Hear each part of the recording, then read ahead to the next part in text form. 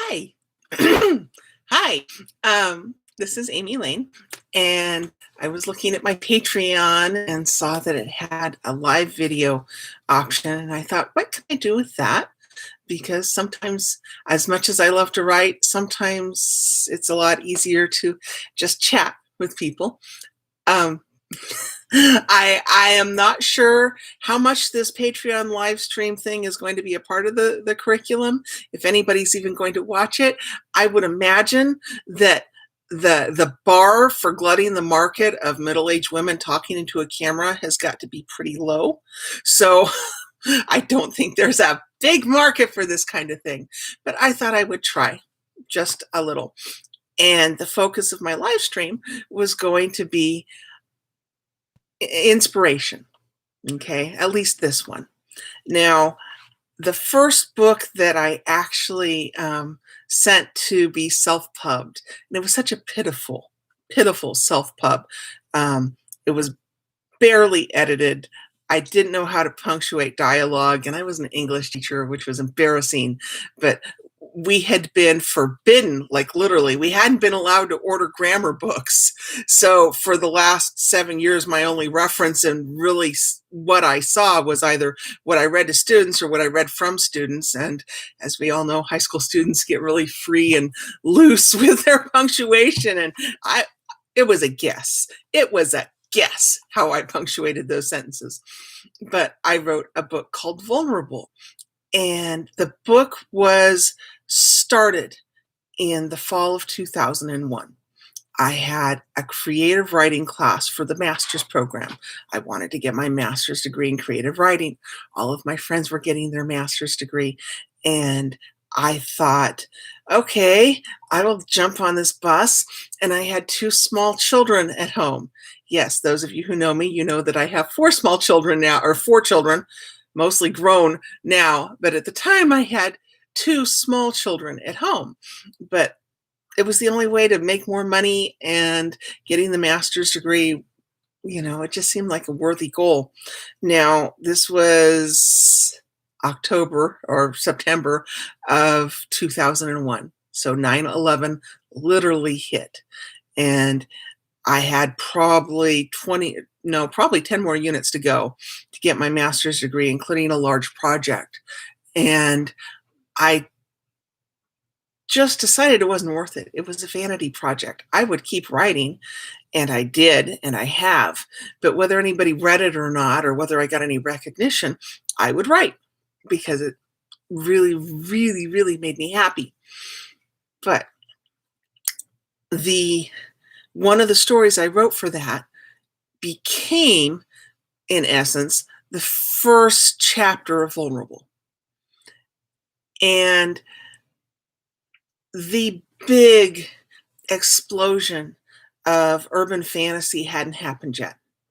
Now, I have another talk where I discuss how urban fantasy, that explosion where female heroines, often first person, um, it everybody credits Laurel K. Hamilton was one of the first, and I had just read her. Charlaine Harris hadn't yet hit bookstores. This was before Amazon, so it had to hit the bookstore before you got it. I had read Emma Bull's War of the Oaks and loved it, but that had been about 10 years before. But I read the first 9 of Laurel K. Hamilton, and there seemed to be something missing for me. And a lot of times we tell writers, and I think this is great advice, write the book that you have never read. Okay, write the book that was meant for you. Well, one of the reasons that urban fantasy appealed to so many women at the time was that in this magical world of whatever, whether it was the modern day world and there just happened to exist magic, or whether it was a world with specific rules of magic, whatever the woman had, whether it was, you know, in my case, a sexual nuclear fusion reactor, right, that just blew, that could blow shit up, whatever it was, it gave women equal footing. And women were allowed to make the same mistakes men were. They were given the same regard that men were, and people listened to what they said. Now, at the time, I was working in an extremely misogynistic English department.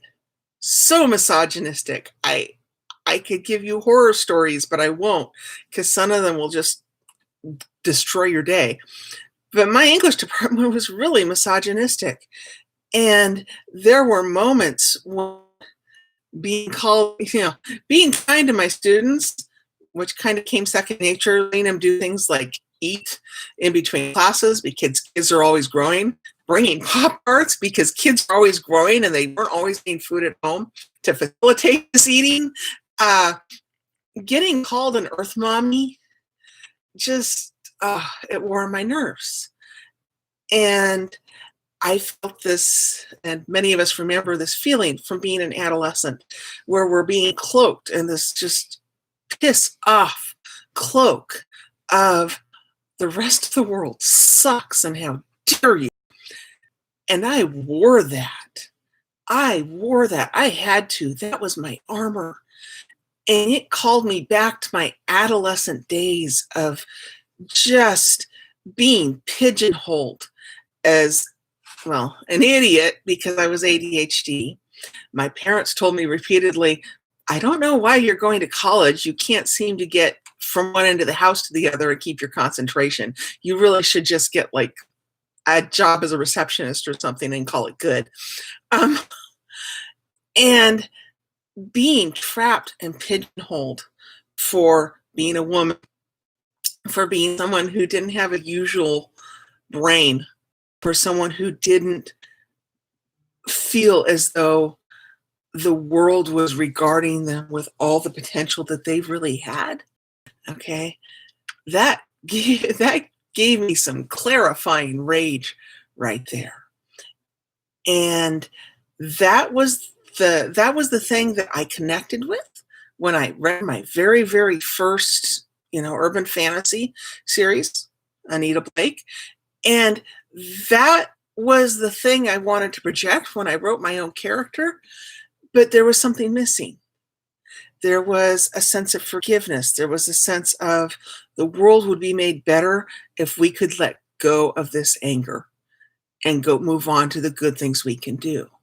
Because when I was in my staff room, it was all screw y'all. But when I walked in with my kids, I had to be the grown up, and the grown up did not take that anger with them everywhere. And that was one of the life lessons I'd learned, and that was 20 years ago, and I wanted to keep that. I thought that was important. And so that is where Corinne Carol Ann Kirkpatrick Ocraken Green came from. And she was my very, very first memorable character. And that is where the book Vulnerable came from. And I get asked that frequently. I get asked, where do these people come from? And some of them, I just sit and go, well, I need this person and I have this archetype and he has to be like this and I like this characteristic. And I pull from all the things I've seen in my life, whether it's movies, books, or the guy next door. And this is where I get this person. And some of them are a little more integral to me. And Corinne Carol Ann, as my very first major character, people will talk about being a Mary Sue. Corey was always braver than I was. Corey was always more forgiving than I was. Corinne Carol Ann Kirkpatrick Ocraken Green had a deeper capacity for fearlessness and love, but I wanted to be like her. So was she a surrogate? No.